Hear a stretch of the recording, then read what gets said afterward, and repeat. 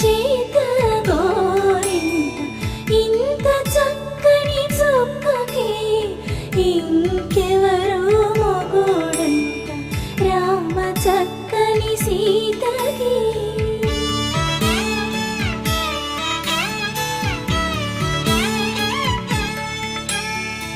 ఉడత వీపున వేలు విడిచిన పుడమియల్లుడు రాముడే,